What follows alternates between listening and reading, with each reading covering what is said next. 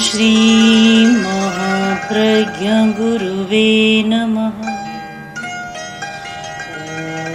ओम श्री महाप्रज्ञ गुरुवे नमः।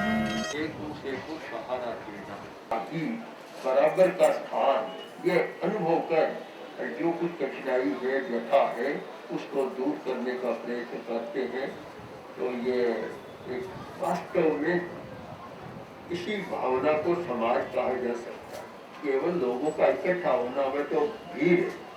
समाज तो वह होता है कि जहाँ परस्पर में एक सूत्रता होती है। एक सूत्रता का जो अनुभव है वह लक्ष्य रही, बराबर रही।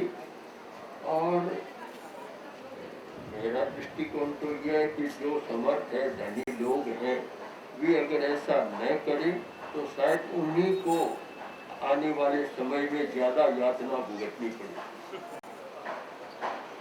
पहले से सावधान हो जाए तो अच्छा है। अन्यथा जैसी हमने अनुभव किया कि प्रतिक्रियात्मक हिंसा हो रही है, तो उन सबको सबसे पहले उन्हीं को जागना है और यह समझे कि हम किसी दूसरे को नहीं दे रहे, हम अपने भविष्य को अच्छा बना रहे हैं।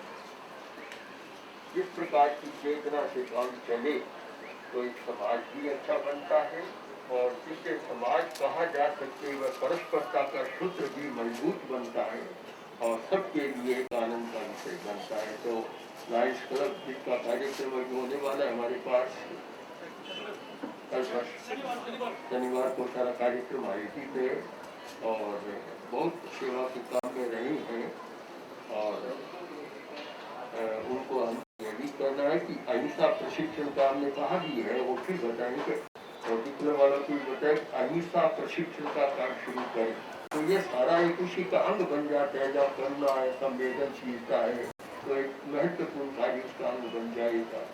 तो जो लोग इस काम में लगे हुए हैं ये सचमुच अपनी सुख सुविधाओं को छोड़कर, थोड़ा त्याग कर और जो दूसरों की व्यथा का अनुभव करते हैं तो सचमुच वे एक महत्व के भागी है और चलता है तो समाज के लिए भी बहुत आगे विकास का कार्य है। आत्मा का दर्शन हमारे सामने है और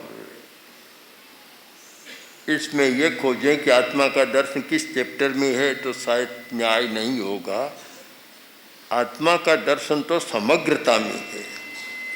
10वें कालिक सूत्र का एक बहुत सुंदर वाक्य है, जो जीवे न जानाई अजीवे भी न जानाई, जीवा जीवे अयानन तो कहम सो नाई संयमम।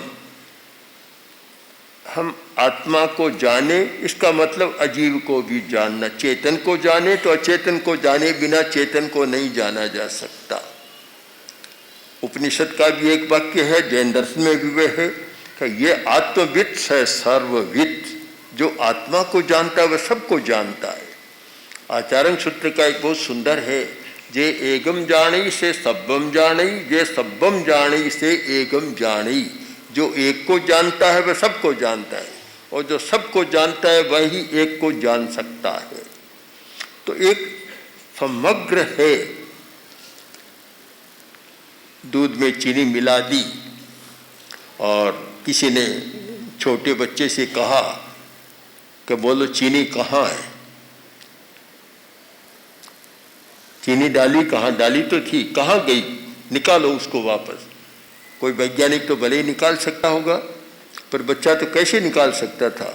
उसने तो जैसे एक एक घूंट लिया कि चीनी सब जगह चीनी हो गई, व्याप्त हो गई। तो ये दो तत्व अद्वैतवाद के लिए तो केवल आत्मा या ब्रह्म की बात है, किंतु द्वैतवादी दर्शन के लिए तो दोनों बातें हैं, चेतन और अचेतन, दोनों का स्वतंत्र अस्तित्व स्वीकार किया गया है। तो दोनों है। हम इसका नाम अचेतनवाद भी रख सकते हैं, कोई आपत्ति नहीं, क्योंकि अचेतन को जानना है तो चेतन को जानना होगा, चेतन को जानना है तो अचेतन को जानना होगा। दोनों इतने संश्लिष्ट हैं कि एक के बिना दूसरे को जाना भी नहीं जा सकता, समझा भी नहीं जा सकता। इसलिए आत्मवाद ये केवल आत्मा का शब्द तो आत्मा का सूचन करने वाला है, किंतु आत्मवाद एक समग्र दर्शन, लोक और सृष्टि का एक पूर्ण दर्शन है आत्मवाद।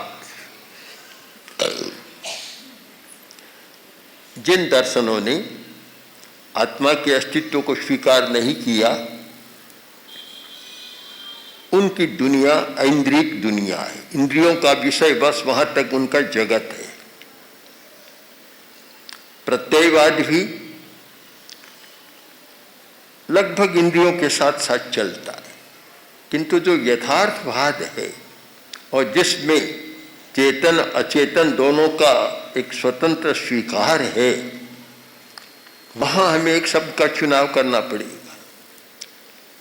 और यह मैं मानता हूं कि जब हम बात ऋषभ से शुरू करते हैं और वर्तमान सभ्यता और संस्कृति के प्रारंभ से स्वीकार करते हैं, तो उसमें ऋषभ का स्थान पहला होगा।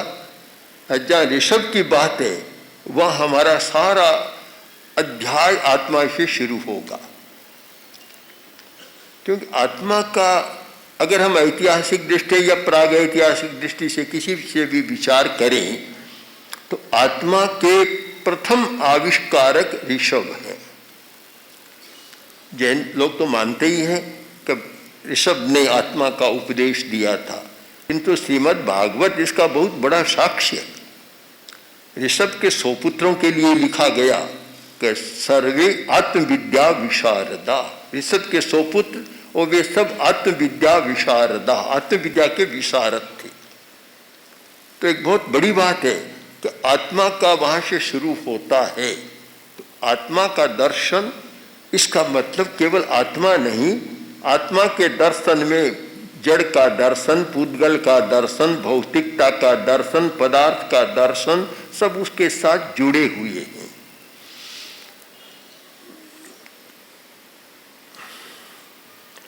इसमें कोई हमने जो कार्य किया एक प्रयोजन और नया कार्य भी नहीं। प्रयोजन यह था कि बहुत सारे लोग, देश विदेश के लोग आते हैं और उनका एक प्रश्न रहता है कि जैन धर्म का एक ग्रंथ दो जिससे हम पूरी रूपरेखा समझ में आ जाए। प्रश्न नया नहीं। जब सन 74 में भगवान महावीर की 25वीं निर्वाण शताब्दी मनाई गई, उससे कुछ पहले ही जब योजना चल रही थी, तो विनोबा जी का एक आया था और वही जिज्ञासा विनोबा जी की आई थी कि एक ग्रंथ मुझे चाहिए। जैसे गीता है, धम्मपद है, वैसे जैनों का भी एक ग्रंथ मुझे चाहिए। उनका बहुत आग्रह था इस बात को लेकर, और इस पर हम लोगों ने विचार भी किया।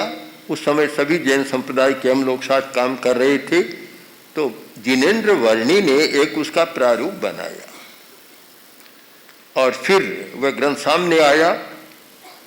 तो फिर सब ने निर्णय किया, हम दो व्यक्ति बैठे, जिनेन्द्र वर्णी और मैं, उस समय मुनि नथमल, हम दोनों बैठे और फिर हमने उस ग्रंथ का पारायण कर सारा उसको परिवर्तित संशोधित कर एक समण सुत्तम के नाम से उसको प्रस्तुत किया। विद्वान मांगते हैं कि मैं जैन दर्शन का दो, यद्यपि वह एक ग्रंथ बन गया, सबने मान्य कर लिया, किंतु फिर भी हमें लगा कि जो चाहिए वह और अपेक्षा है। मैंने बाइबल को भी पढ़ा, कुरान को भी देखा, तो उनमें घटनाओं के साथ तत्व चलता है। और जैनों में यह रहा कि सीधा तत्ववाद लाते तो सबके लिए ग्राह्य नहीं होता, सुलभ ग्राह्य नहीं होता, बड़ी कठिनाई होती है।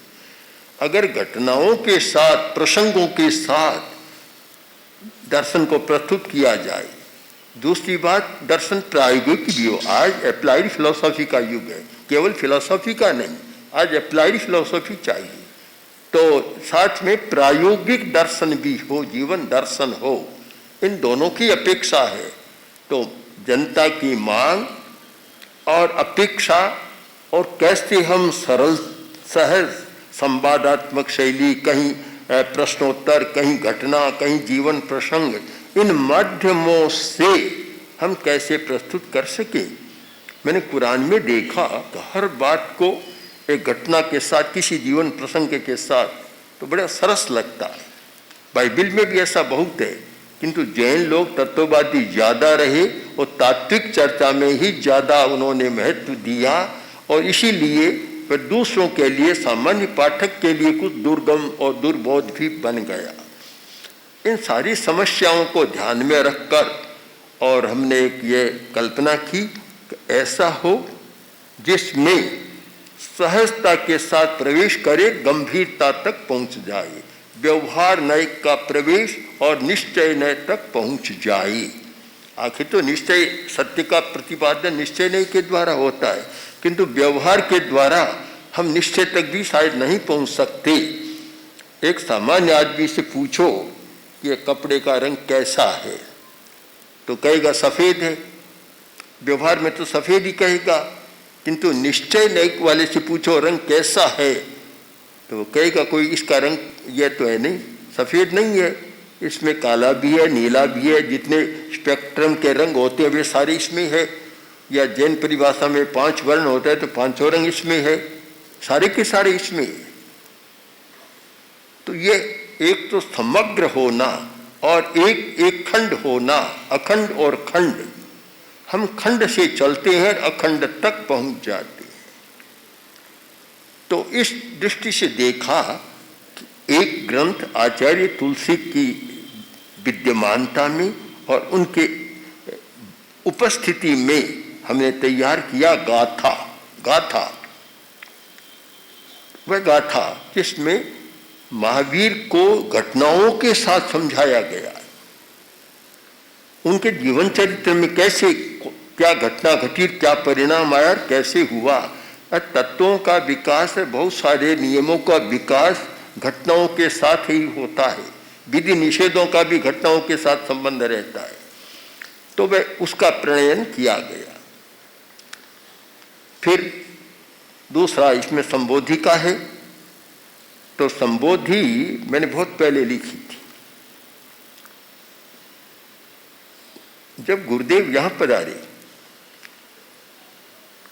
विक्रम संवत्सर की बात है, आज से लगभग 55 वर्ष पहले की बात है। जब यहाँ पधारे पंडित चैनसुख दास जी, जो बहुत बड़े विद्वान थे, यहाँ के बहुत सम्मान्य विद्वान थे, तब पंडित चैनसुख दास जी हमारे पास एक दिन बैठे थे। चेतन, अब इनके आधार पर ही सारा दार्शनिकों का, पश्चिमी दार्शनिकों का भी, भारतीय दार्शनिकों का भी जो बात चल पड़ा, आदर्शवाद प्रत्ययवाद, आइडियलिज्म रियलिज्म, दो एक धाराएं चल पड़ी कि दोनों का चलता है। पर अभी तक न तो कोई आत्मवादी दिखा सकता। आप इस पुस्तक को पढ़ेंगे तो आपको पता चलेगा कि केसी स्वामी के साथ राजा प्रदेशी का एक बड़ा संगम हुआ है। प्रदेशी कहता मैं नास्तिक हूँ, आत्मा को नहीं मानता, मैं आत्मा को नहीं मानता, और केसी स्वामी ने उसको समझाने का प्रयत्न किया है। एक अनात्मवादी आत्मवादी की चर्चा का पूरा प्रसंग पढ़े, बड़ा रोचक भी है और बड़ा तत्ववर्धक भी है कि कैसे प्रदेशी राजा ने प्रयोग किए थे। उसने कहा आत्मा कहाँ है, मैंने एक चोर को मारा, टुकड़े टुकड़े कर दिए, इसीलिए आत्मा की खोज के लिए, पर कहीं भी आत्मा दिखाई नहीं दी। एक लंबा प्रसंग है। तो ये पुस्तक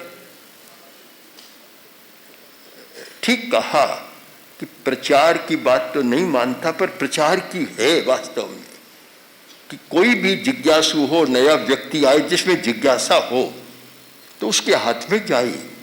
सब जगह होता है। जैसे हमने यात्रा की तो हमारे पास कुरान की बड़ी बड़ी पुस्तकें इतनी आ गई कि एक अलमारी पूरी भर सकती। जगह जगह जहाँ गए वहाँ कुरान की पुस्तक भेंट की गई। अरे मुसलमानों से संपर्क भी काफी रहा, ईसाइयों ने बाइबिल की भी भेंट की, तो बहुत सारी पुस्तकें, बड़ी बड़ी पुस्तकें भेंट में आती है। तो ये एक विवेक होता है कि कहाँ भेंट में जाए, कहाँ पहुँचे। ये तो सारा बात का उत्तरकालीन एक विचार है जिस पर विचार होना चाहिए किंतु ये मानता हूँ कि इस पुस्तक के द्वारा हमें जो लग रहा है और जो हमारा प्रयोजन था कि अब हम किसी को दे सकते हैं कि अगर जैन धर्म को पढ़ना हो, जैन दर्शन को पढ़ना हो, तो तत्व मीमांसा, ज्ञान मीमांसा, आचार मीमांसा, सृष्टिवाद, लोकवाद, कर्मवाद, इन समग्रता के साथ और सरसता के साथ जिससे पहले ऊब न आई, और आप पढ़ सकते हैं और आगे बढ़ सकते हैं। तो जो प्रयत्न सन 74 में हुआ था, बाद में आचार्य तुलसी ने जो किया, उसका एक समायोजन हमने किया। कल्पना आई, महाश्रवण को मैंने बताया, और फिर हमारे 2 मुनियों को, मुनि दिनेश जी, योगेश जी को नियुक्त किया कि इनकी सारी व्यवस्था करो, इनको सारे रचा दो। वह कार्य संपन्न हो गया और आज पाठक के सामने इस पर और भी चिंतन मनन करना है और भी परिष्कार करना है, किंतु एक प्रारंभिक रूप उसका सामने आ गया। और मैं मानता हूँ इसको आद्योपांत पढ़ने वाला फिर बाद में वह कहेगा कि मैंने क्या देखा, क्या पढ़ा। आज प्रारंभ में मैं ज़्यादा कहना आवश्यक नहीं मानता। इसलिए जो ये आत्मदर्शन, आत्मा का दर्शन जो ग्रंथ हमारे सामने है, हम क्वचित इसके माध्यम से ही आत्मदर्शन की दिशा में प्रस्थान कर सकें तो शायद इससे व्यक्ति और समाज का भी बहुत भला होगा। ओम